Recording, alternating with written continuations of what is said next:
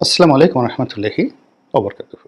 সম্মানিত দর্শক, চলতি বছরের জুন মাস, অর্থাৎ এই যে আমরা জুন মাস অতিক্রম করছি, এই জুন মাস নিয়ে আমাদের রাজনৈতিক অঙ্গনে নানা রকম আশঙ্কা তৈরি হয়েছে। বিশেষ করে আমাদের যে মে মাসের ঘটনাপুঞ্জি, সরকারের সঙ্গে বিএনপির সঙ্গে এনসিপির, তারপর বিএনপির সঙ্গে জামাতের সঙ্গে অন্যান্য রাজনৈতিক দলের যে মনস্তাত্ত্বিক যুদ্ধ আমরা মে মাসে দেখেছি। এবং সেখানে বিএনপি যেভাবে তাদের শক্তি সামর্থ্য প্রদর্শনের চেষ্টা চালিয়েছে, তা পবিত্র ঈদুল আজহার কারণে অনেকটা স্থগিত হয়ে পড়েছে। এবং এই যে পবিত্র ঈদুল আজহার এই সময়টিকে সরকার অনেকটা ব্রিদিং টাইম হিসেবে গ্রহণ করেছে। বাংলাদেশের ইতিহাসে প্রথম টানা 10 দিনের উপরে সরকারের ছুটি, অফিস আদালত বন্ধ, কাজ নাই কর্ম নাই, যে যার মতো মানে তাদের যাকে বলা হয় সময় পার করার চেষ্টা করছে।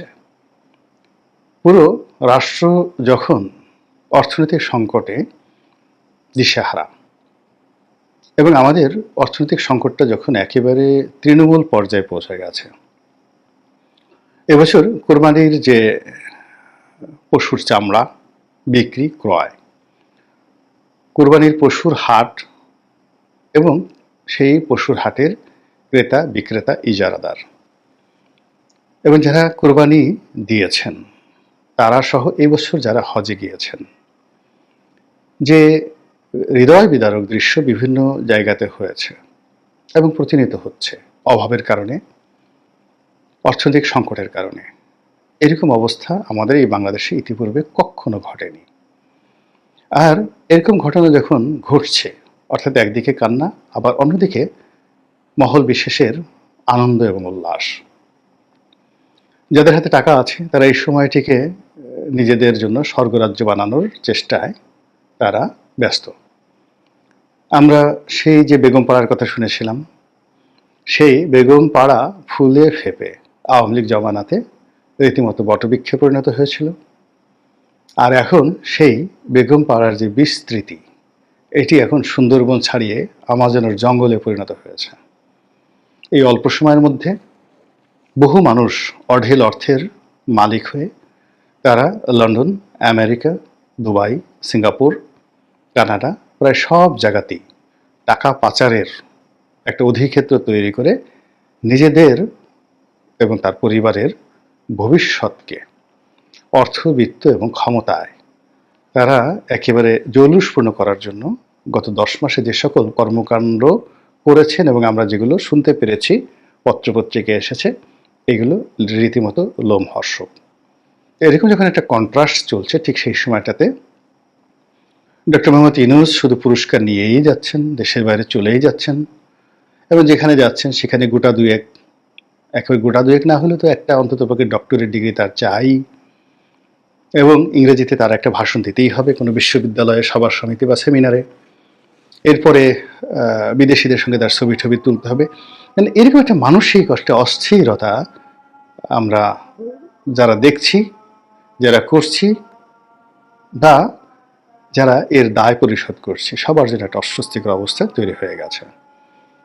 তো যেটা বলছিলাম যে যখন জুন মাস শুরু হলো, তখন থেকে মূলত পবিত্র ঈদুল আজহার ছুটি বন্ধ হয়ে গেল, কিন্তু এই ছুটির আগে অনেকগুলো অসমাপ্ত কর্ম রয়ে গেছে। যেমন ঢাকা দক্ষিণ সিটি কর্পোরেশনের মেয়র পদ নিয়ে বিএনপি এবং সরকার একেবারে রীতিমতো মুখোমুখি অবস্থানে, কেউ কাউকে এক চুল ছাড় দিতে নারাজ এবং এটা এই অফিস আদালত খোলার পর আবার নতুন করে শুরু হবে। এরপর সরকারের জুলাই চার্টার, এটা নিয়ে সেনাবাহিনীর সঙ্গে, পুলিশের সঙ্গে, বিএনপির সঙ্গে, রাজনৈতিক দলের সঙ্গে একটা ভীষণ রকম যাকে বলা হয় কুরুক্ষেত্র তৈরি হবার সম্ভাবনা রয়েছে।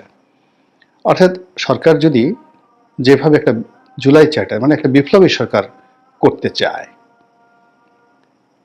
এবং সেই বিপ্লবী সরকার করতে গিয়ে ডক্টর মোহাম্মদ ইউনূসকে আরো ক্ষমতাধর তাকে রাষ্ট্রপতি হিসেবে নিয়োগ দান থেকে শুরু করে আরও যা কিছু করা হোক না কেন জুলাই চার্টারের অধীনে, তখন সেই বিপ্লবী সরকারের সঙ্গে এখন যেভাবে বিএনপি মোলাকাত করছেন বা বিএনপি যেভাবে তাদের সঙ্গে কথাবার্তা বলছেন, এটি বিপ্লবী সরকারের সঙ্গে একেবারেই সম্ভব হবে না। এটা মোর দ্যান মার্শাল ল, তার চেয়েও বড় কিছু হয়ে যাবে। ফলে এখন অনেকের যে আকুতি, অনেকের থ্রেট বা ক্ষমতার যে বিকেন্দ্রীকরণ, বিভিন্ন জায়গা থেকে ক্ষমতা যে এখন পরিচালিত হচ্ছে, ওটা বিপ্লবী সরকার হলে থাকবে না। এবং সরকার সেই জুলাই চার্টার ঘোষণার মাধ্যমে একটা বিপ্লবী সরকার গঠনের দিকে যাচ্ছে, এবং এটা ছাড়া তাদের আর কোনো উপায় নেই এই মুহূর্তে। অন্যদিকে নির্বাচন নিয়ে তিনটি সম্ভাবনা এবং তিনটি আতঙ্ক এবং একটি যাকে বলা হয় ত্রিমুখী সংঘর্ষ ধেয়ে আসছে, যেটি জুন মাসে শুরু হবে, জুলাই আগস্টে গিয়ে এটি একেবারে চূড়ান্ত রূপ ধারণ করবে। শোনা যাচ্ছে যে সরকার প্রথম থেকে যেটা চাচ্ছে, যে সরকার একটি নির্বাচন করতে চাচ্ছে, স্থানীয় সরকার নির্বাচন জাতীয় নির্বাচনের আগে। This is the first problem. BNP সর্বশক্তি দিয়ে তারা চাচ্ছে যে জাতীয় নির্বাচনের আগে কোনো স্থানীয় সরকার নির্বাচন হবে না। তো সরকার যে ব্লু প্রিন্ট নিয়ে এগুচ্ছে, সেখানে তাদের জন্য জাতীয় নির্বাচনের আগে অবশ্যই টিকে থাকতে হলে তাদেরকে স্থানীয় সরকার নির্বাচন করতে হবে, এবং এইভাবেই তারা তাদের মাস্টার প্ল্যান তৈরি করেছে। তারা তাদের এজেন্ট লোকজন ওইভাবে তারা তৈরি করে ফেলেছে এবং ওইভাবে তারা এগুচ্ছে। এবং এখানে কোনো কারণে যদি ডক্টর মোহাম্মদ ইউনূস বা তার দল এনসিপি তারা যদি স্থানীয় সরকার নির্বাচনটা করতে না পারে, তাহলে সেক্ষেত্রে তাদের একটা নৈতিক পরাজয়, এবং বিএনপির বাকি যে সময় একটুকু রয়েছে সেটা বিএনপির কথার বাইরে তারা একটা টু শব্দ করতে পারবে না। গেল দ্বিতীয় সমস্যা। তৃতীয় সমস্যা হলো যে একটা গণভোট,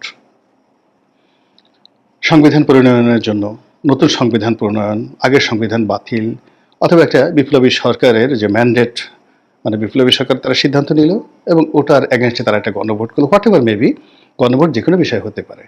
এখন সেই গণভোট করার জন্য সরকার চেষ্টা চালাবে, বা বিভিন্ন সরকারের যে মহল যারা রয়েছে সেখান থেকে নানা রকম তথ্য উপাত্ত দিয়ে জনগণের মধ্যে ছেড়ে দেওয়া হচ্ছে। ফলে জাতীয় নির্বাচন, গণভোট, যে গণভোটটি হতে পারে সংবিধানের জন্য, যে গণভোটটি হতে পারে ডক্টর মোহাম্মদ ইউনূসের ক্ষমতাকে দীর্ঘায়িত করার জন্য, যে গণভোট হতে পারে একটি বিপ্লবী সরকারের জন্য, সেরকম একটা গণভোট অথবা স্থানীয় সরকার নির্বাচন, এই তিনটি বিষয় নিয়ে জুন মাসে, জুলাই মাসে, আগস্ট মাসে পুরো বাংলাদেশ উত্তাল থাকবে। এবং এখানে এক একটা দিন মানে এক একটা বছরের মতো মনে হবে এই অফিস খোলার সঙ্গে সঙ্গে।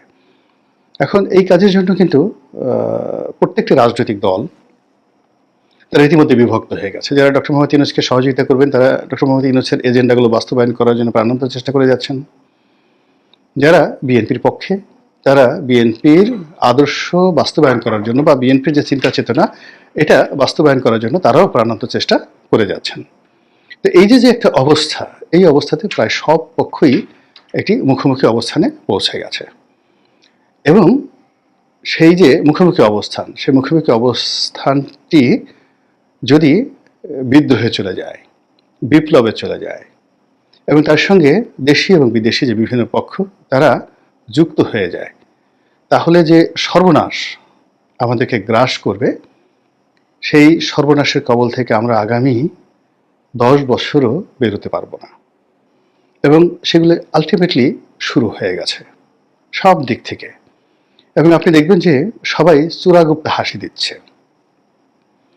আমাদের সেনাবাহিনী প্রধান তিনি অপ্রত্যাশিতভাবে রাষ্ট্রীয় প্রোটোকল রক্ষার কথা বলে বা সম্পর্ক স্থাপনের কথা বলে বা জাস্ট কার্টিসি ভিজিটে তিনি প্রধান উপদেষ্টার সঙ্গে দেখা করলেন, এটা অপ্রত্যাশিত ছিল।